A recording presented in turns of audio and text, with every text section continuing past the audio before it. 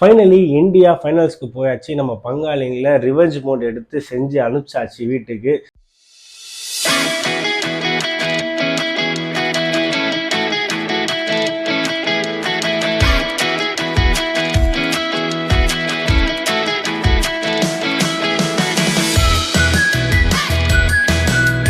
So எல்லாரும் predict பண்ண மாதிரி தான் நம்ம எக்ஸ்பர்ட்ஸ்லாம் ப்ரெடிக்ட் பண்ணியிருந்தாங்க. துபாய் பிச் வந்து இந்தியாவுக்கு தான் ஃபேவரட்டாக இருக்கும்னு. ஸோ அதே மாதிரி நடந்துருச்சு. ஸோ நேற்று நடந்த மேட்ச்சில் என்னென்ன கீ பாயிண்ட்ஸு நம்ம எப்படி வின் பண்ணோன்றது தான் இன்றைக்கி ஒரு குட்டி ரிவ்யூ மாதிரி பார்க்க போகிறோம். ஸோ வாங்க வீடியோக்குள்ளே போகலாம். Hello champs, this is Dinesh. Welcome back to my channel finding ways. நம்ம வீடியோ ஃபஸ்ட் டைம் பார்க்குறீங்கன்னா சேனலை சப்ஸ்கிரைப் பண்ணிக்கோங்க. பக்கத்தில் பெல் பட்டன் ப்ரெஸ் பண்ணிங்கன்னா நம்ம பூரா வீடியோஸ்லாம் பட்டு வரும். அப்படியே எனக்கு கொஞ்சம் சப்போர்ட்டாக இருக்கும். ஸோ வாங்க வீடியோக்குள்ளே போகலாம். வாழ்க்கை எதை நோக்கி பயணமா போய்கிட்டு இருக்குன்னே தெரியலையே. So India versus Australia match நேற்று நடந்துச்சு. ஸோ ஆஸ்திரேலியா தான் டாஸை வின் பண்ணாங்க. வின் பண்ணி ஏன் அவங்க வந்து பேட்டிங்கை சூஸ் பண்ணாங்க, சேசிங்க்கு போயிருக்கலாம். ஆக்சுவலாக என்னை பொறுத்த வரைக்கும் என்னென்னா, ஆஸ்திரேலியன் டீம் வந்து போலிங்கில் ரொம்ப ஸ்ட்ராங் தான். பட் அவங்களோட கீ போலர்ஸ் வந்து யாருமே இல்லை. பேட் கமிங்ஸு, ஹேசல்வுட்டு, ஸோ இந்த மாதிரி கீ போலர்ஸும் இல்லை. அவங்க வந்து சேசிங்கில் வந்து ஜெயிச்சது தான் அதிகமே. இந்த மொத்த சாம்பியன் ட்ராஃபியும் பார்த்தீங்கன்னு வச்சுக்கலாம், இந்த சீசனை பொறுத்த வரைக்கும் அவங்க சேசிங்கில் தான் அவங்களுக்கு வந்து ஸ்ட்ரென்த் அதிகமாக இருக்கும்போது எதுக்காக அவங்க ஒரு வித்தியாசமாக அந்த மாதிரி நாங்கள் பேட்டிங் சூஸ் பண்ணுறோம் ஆடி நம்மக்கிட்ட சேசிங் கொடுத்தாங்கன்னு தெரியல. ஸோ என்ன பிளான் பண்ணாருன்னு தெரியல ஸ்மித்து. பட் அவங்களுக்கு அது தப்பாக தான் போச்சு. ஸோ வந்து எப்படி ஆடினாங்கன்றதை பார்ப்போம் லைனா. ஸோ ஃபஸ்ட்டு வந்து ஆஸ்திரேலியா வந்து பேட்டிங் ஆடுறேன்னு சொல்லிட்டு 264க்கு ஆல் அவுட் ஆகிட்டாங்க. ஸோ மொத்தமாக 264ன்றது ஒரு பிலோ ஆவரேஜ் ஸ்கோர்னு தான் சொல்லணும். ஏன்னா அந்த பிச் வந்து பெரிய கிரவுண்ட் அது ஆக்சுவலாக. ஸோ நம்ம ஆளுங்கள்லாம் வந்து சேசிங்கில் வந்து ஆக்சுவலாக பாஞ்சு அடிப்பானுங்க. ரன்னிங்லேயே வந்து எடுத்துருவாங்க. மோஸ்ட்டாக அந்த சிங்கிள்ஸு டபுள்ஸுன்ற மாதிரி அடித்து ரன் ஸ்கோர் பண்ணுறதுல இது வந்து கொஞ்சம் ஈஸியான கிரவுண்டுன்னு தான் சொல்லுவாங்க. ஸோ அந்த மாதிரி இதில் வந்து ஒரு பிலோ ஆவரேஜ் 264 தான் அடித்தாங்க. இதில் வந்து என்ன விஷயம்னா, நம்ம லாஸ்ட் டைம் பேசணும்ல, இந்த போலர்ஸ் வந்து நம்ம டீமுக்கு வந்து இப்போ ஸ்பின் போலர்ஸ் வந்து ஸ்ட்ரோக் பண்ணாங்க ஆக்சுவலாக இங்கிலாண்டை இந்த லாஸ்ட் மேட்ச்சில். ஸோ நமக்கு வந்து போலிங் ரொம்ப ஸ்ட்ரென்த்தாக இருக்கிற மாதிரி தான் இருந்துச்சு இந்த மேட்ச்லேயே பார்த்தோன்னா. ஏன்னா பயங்கரமான பர்ஃபார்மன்ஸ் இருந்துச்சு போலிங் பர்ஃபார்மன்ஸை பொறுத்த வரைக்கும். ரோஹித் சர்மா வந்து கேப்டன்சி வந்து ரொம்ப ஒரு ஹை லெவலில் ஒரு ஸ்டாண்டர்ட் நான் கிரியேட் பண்ணுறேன்ற மாதிரி கிரியேட் பண்ண மாதிரி தான் இருந்துச்சு. ஸோ ஃபீல்டிங் வைஸும் போலிங் வைஸும் எல்லாமே வந்து ஒரு மாதிரி கோஆர்டினேட்டாக வந்து ரொம்ப கரெக்டாக அமைஞ்சிருச்சு. ஸோ யார் எவ்வளோ விக்கெட்ஸ் எடுத்திருக்கான்றதை பார்க்கலாம். ஸோ ஷம்மி வந்து 3 விக்கெட் எடுத்திருக்கா போல. ஆக்சுவலாக ஷம்மியை சொல்ல போனால் அவர் தான் அந்த ஃபஸ்ட்டு ஓப்பனிங்கே பண்ணார். எடுத்த உடனே ஃபஸ்ட் விக்கெட் அவர் தான் எடுத்தார்.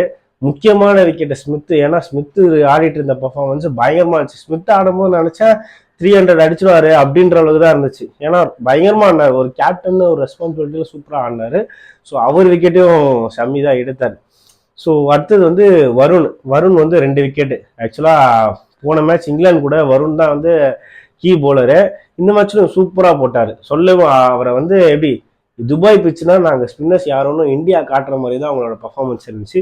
வருண் வந்து 2 விக்கெட்ஸ் எடுத்தார். அடுத்தது நம்ம செல்லக்குட்டி ஜடேஜா, அவர் வழக்கம் போல் நான் வந்தால் 2 விக்கெட் ஏதாவது எடுத்து கையில் கொடுத்து தான் போவேன் அப்படின்ற மாதிரி 2 விக்கெட் எடுத்தார். அசால்ட்டாக எடுத்துகிட்டு போயிட்டார். அப்புறம் அக்ஷர் பட்டேல் அவர் ஒரு விக்கெட் எடுத்தார். ஹர்திக் பாண்டியா ரொம்ப நேரம் கஷ்டப்பட்டுன்றாரு. கடைசியாக தான் அவருக்கு ஒரு விக்கெட் கிடைச்சிது. சூப்பராக போட்டார். ஆக்சுவலாக ஹர்திக் பாண்டியா சொல்ல போனால் ஹர்திக் பாண்டியா பால தான் அடித்தாங்க. அங்கே இங்கேன்னு ஒரு 6 அடிச்சிட்டு இருந்தாங்க. பட் ஸ்டில் நல்லா தான் போட்டார், ஒரு விக்கெட்டு. அப்புறம் ஸ்ரேயஸ் ஒரு ரன் அவுட் ஒன்று அடித்தாப்புல. கேரி அவன் பயங்கரமாக ஆடிட்டு இருந்தார். அந்த கேரின்றவர் 61 அடிச்சார்னு நினைக்கிறேன். சூப்பராக ஆடிட்டு இருந்தார். அவரை வந்து செமையாக ரன் அவுட் பண்ணார். ஆக்சுவலாக அவர் இருந்ததால ஸ்கோர் இன்னும் வந்து அதிகமாக தான் ஆயிருக்கும். ஸோ அவங்களோட பேட்டிங் பர்ஃபார்மன்ஸில் யார் பர்ஃபார்ம் பண்ணான்ற மாதிரி இருப்பாங்க. ஸோ இதுதான் வந்து நம்ம டீம் எடுத்தது. ஸோ ஆல் அவுட் ஆகிட்டாங்க. மொத்தமாக இருக்கிற எல்லா வீடு தூக்கிட்டாங்க. ஸோ அவங்க டீமில் பேட்டிங் பர்ஃபார்மன்ஸ் யார் நல்லா பண்ணான்னு பார்த்தா ஸ்மித். ஸோ ஸ்மித் வந்து 73 ரன்ஸ் அடிச்சிருந்தார். அப்புறம் கேரியோட பர்ஃபார்மன்ஸ் வந்து ஆக்சுவலாக அவர் இருந்ததுனால தான் இந்த ஸ்கோரே வந்துச்சு அப்படின்ற அளவுக்கு சொல்லுவோம். ஏன்னா வரவங்களாலாம் வந்து நம்ம போலர்ஸை சமாளிக்கவே முடியல. வராங்க, ஒரு 6 அடிக்கிறாங்க, அவுட் ஆகிறாங்க, இந்த மாதிரி தான் போயிட்டு இருந்துச்சு. ஆனால் கேரி வந்து ரொம்ப ஒரு மெச்சூரான ஒரு பேட்டிங் ஆடினார். செம்மையாக ஆடினார். 61 ரன்ஸ். அவர் ரன் அவுட் தான் ஆனார். அவர் ஆக்சுவலாக அவுட் எடுக்க முடியல. அவர் நின்று ஆடிந்தார்னா இன்னும் அதிகமாக ரன் இருந்திருக்கும். மேட்ச் கொஞ்சம் இன்னும் இன்ட்ரெஸ்டிங்காக இருக்கும். பட் கடைசியாக சொல்கிற மேட்ச்சில் வந்து சில இன்ட்ரெஸ்டிங்கான விஷயம்லாம் நடந்துச்சு. ஸோ வரலாம். ஸோ இவ்வளோதாங்க மொத்தமாக வந்து 264 அடித்தாங்க. அதுக்கப்புறம் நம்ம ஆளுங்க வந்து பேட்டிங்க்கு இறங்கினாங்க. நம்ம ரோஹித் சர்மாவும் கில்லும் தான். ஸோ கேப்டன் வைஸ் கேப்டன் தான் ஓப்பனிங் இறங்கினாங்க. ஸோ கில்லுக்கு வந்து சுத்தமாக படவே இல்லை. அது என்னன்னே தெரியல, ஒரு 4 மட்டும் தான் அடித்தார். அவர் வந்து அந்த அந்த பழைய ஃபார்மில் வரல. ஆக்சுவலாக அவர் வந்து 8 ரன்லேயே அவுட் ஆயிட்டார். ரோஹித் சர்மா வந்து ஒரு ஸ்டார்ட்டை ஒன்று கொடுத்தாரு. சும்மா இந்த ஓப்பனிங் இந்த பவர் பிளேலாலே ரோஹித் சர்மான்னு காட்டுவார்ல, அந்த மாதிரி சும்மா டமால் டிமில் நடிச்சிட்டு இருந்தாரு. 28 ரன்ஸ்க்கு வந்து அவுட் ஆயிட்டாரு. எல்பிடபிள்யூவில் வந்து அவுட் ஆயிட்டார். ஸோ அடுத்தது நம்ம சேஸ் மாஸ்டர். இந்த இப்போ நம்ம ஆஸ்திரேலியாவை சொன்னோம்ல அந்த பிக் மேட்ச் பிளேயர்ஸ்னு, இவர் ஒருத்தரே வந்து இந்த பிக் மேட்ச் பிளேயர்னு சொல்லலாம். இந்த முக்கியமான மேட்ச்ல வந்து என் பர்ஃபார்மன்ஸ் நான் எப்படி காட்டுவேன், எனக்கு வயசு ஆயிடுச்சுன்னு என்ன, அதாவது அவர் 4 மேட்ச் ஆடலனாலே அவுட் ஆஃப் ஃபார்ம்பா அப்படின்ற மாதிரிலாம் சொல்லுவாங்க. பட் கோலியை பொறுத்த வரைக்கும் அவருக்கு ஒரு எழுத தெரியும், எந்த மேட்ச்ல நான் பர்ஃபார்ம் பண்ணணும், எனக்கு வந்து இந்த மேட்ச்ல நான் பர்ஃபார்ம் பண்ணாதான் நம்ம டீமே ஜெயிக்க முடியும் அப்படின்ற ஒரு மேட்ச் இருக்கும்ல, இந்த மேட்ச் நம்ம தாண்டினாதான் நெக்ஸ்ட் லெவலுக்கு போக முடியும்னு. அந்த மேட்ச்னு வந்துச்சுன்னா கோலியோட பர்ஃபார்மன்ஸ் வந்து ஷைன் ஆகுங்க. ஸோ அந்த மாதிரி தான் நீங்கள் ஷைன் ஆகினாரு. 84 ரன்ஸ் அடித்தார். சும்மா சொல்லக்கூடாது, ரொம்ப ஒரு பொறுப்பாக எப்பயுமே அவர் என்ன பண்ணுவாரோ அதை வந்து டீசெண்டாக பண்ணார். ஆக்சுவலாக வந்து ஷேயஸும் விராட்டும் ஒரு பார்ட்னர்ஷிப் போட்டிருப்பாங்க. ஆக்சுவலாக 100 ரன் பார்ட்னர்ஷிப் மேலே அடிச்சிருப்பாங்க.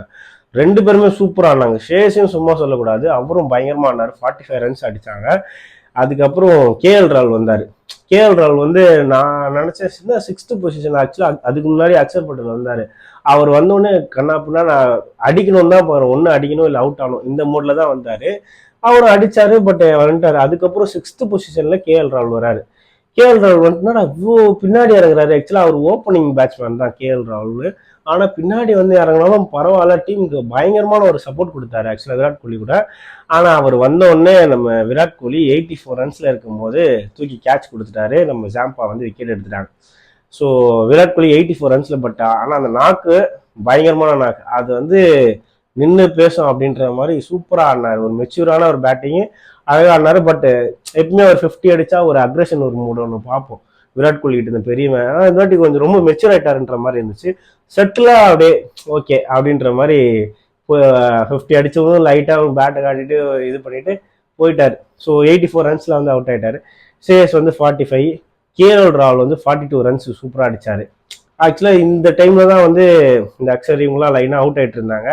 ஹர்திக் பாண்டியா உள்ளே வந்தார். உள்ளே வரும்போது ஆக்சுவலாக கோலி அவுட் ஆனோடனே கிட்ட வந்தாச்சு ஆக்சுவலாக ஆல்மோஸ்ட். ஹர்திக் பாண்டியா உள்ள வரும்போது பால் டு பால் தான் அப்படின்ற, பால் டு ரன்ஸ் அப்படின்ற மாதிரி தான் இருந்துச்சு. திடீர்னு பார்த்தா ஒரு 4-5 டாட் பால் வச்ச உடனே எல்லாம் ஒரு மாதிரி ப்ரெஷர் ஆன மாதிரி இருந்துச்சு. ரன்னு கூப்பிட்டா வரல, நான் பார்த்துக்கிறேன் அப்படின்ற மாதிரி கேஎல் ராகுல் விடு பிரச்சனை இல்லை நான் வச்சுக்கிறேன் அப்படின்ற மாதிரி நின்னாரு. ஒரு 3 6 தரமான ஷாட்டு, சும்மா வெளியே தூக்கி தூக்கி தூக்கி அடிச்சுட்டே இருந்தாரு. பயங்கரமா இருந்துச்சு. அதாவது ஹர்திக் பாண்டியாவை எவ்வளவோ மார்க் பண்ணாங்க ஆக்சுவலாக. அந்த மும்பை இந்தியன்ஸ்ல வரும்போது என்னென்னமோ பேசினாங்க. ஆனால் இந்த மாதிரி பெரிய மேட்ச்னு வந்துட்டா அந்த மனுஷன் ஒன்று பண்ணுறா போல மேட்ச். எனக்கு ரொம்ப பிடிக்கும் ஆக்சுவலாக ஹர்திக் பாண்டியா வந்து, எனக்கு க்ளோஸாகவே ரொம்ப பிடிக்கும். ஏன்னா பேட்டிங் வந்து நான் அதாவது ஒரு பயமே இருக்காது, எவ்வளோ பெரிய போலர்னா போடு. ஏன்னா அவருமே ஆக்சுவலாக போலிங் போலராக தான் வந்தார். அதுக்கப்புறம் தான் பேட்டிங்கில் வந்து பெர்ஃபார்ம் பண்ணி நம்ம தலை தான் வந்து நீ பேட்டிங் நல்லா ஆடுன்னு முன்னாடி அனுப்பிச்சி விட்டு பயங்கரமான பெர்ஃபார்மன்ஸ்லாம் அதுக்கப்புறம் தான் பண்ணார். இப்போ வரைக்கும் அதை அப்படியே கண்டினியூ பண்ணுறாரு. கடைசி நேரத்தில் நான் ஒரு பூஸ்ட் ஒன்று தரணும் அப்படின்னா நம்ம ஹர்திக் பாண்டியாவை தைரியமாக நம்பலாம். ஸோ அந்த மாதிரி ஒரு வேலையை தான் பார்த்தாரு. ஆக்சுவலாக அவர் வந்து டமால் டிமில் அடித்தார். கடைசியில் கேட்ச் கொடுத்துட்டு போகும்போது விராட் கோலிலாம் வந்து சூப்பர் அப்படின்னு ஒரு மாதிரி குஷி ஆயிட்டார். விராட் கோலி இவர் அடிக்கிறத பார்த்து கத்திட்டே இருந்தார். அந்த சீன்லாம் வந்து பயங்கரமாக இருந்துச்சு. ஸோ வந்து ஹர்திக் பாண்டியா 28 ரன்ஸில் வந்து அவுட் ஆயிட்டார். அதுக்கப்புறம் நம்ம ஜடேஜா வந்தார். ஆனால் நானே அடித்து முடிச்சிடுறேன் அப்படின்ற மாதிரி கேஎல் ராகுல் வந்து ஒரு 6ஓட மேட்சை முடிச்சிட்டார். ஃபைனல்ஸில் யாரை மீட் பண்ண போகிறாங்கன்னு தெரியல. ஏன்னா சவுத் ஆஃப்ரிக்காவும் இருக்குது, நியூசிலாண்டும் இருக்குது. இன்னைக்கு ஆக்சுவலாக மேட்ச் நடந்துட்டு இருக்கு 2 பேருக்குள்ள. இன்னைக்கு ஜெயிக்கிற மேட்ச், இன்னைக்கு 2 பேர்ல யார் ஜெயிக்கிறாங்களோ அவங்க தான் வந்து ஃபைனல்ஸ்க்கு வர போகிறாங்க. எனக்கு என்னை பொறுத்த வரைக்கும் சவுத் ஆஃப்ரிக்கா வந்துச்சுன்னா பயங்கரமாக இருக்கும் அப்படின்ற மாதிரி எனக்கு தோணுது. ஸோ உங்களுக்கு எந்த டீம் கூட நம்ம இந்தியன் டீம் ஃபைனல்ஸ் வந்து விளாட்னாங்கன்னா நல்லா இருக்கும் நீங்கள் நினைக்கிறீங்களோ அதை கமெண்ட்ல மென்ஷன் பண்ணுங்கள். ஸோ அவ்வளோதான் கைஸ் வீடியோ. ஸோ இதோட இந்த வீடியோ முடிச்சுக்கிறோம். வீடியோ பிடிச்சதுன்னா சப்ஸ்கிரைப் பண்ணிக்கோங்க. நம்ம சேனலில் ஒரு லைக் போட்டிங்கன்னா அப்படியே நிறைய பேருக்கு தெரிய வரும். ஸோ சப்போர்ட் பண்ணுங்கள் கைஸ். பை.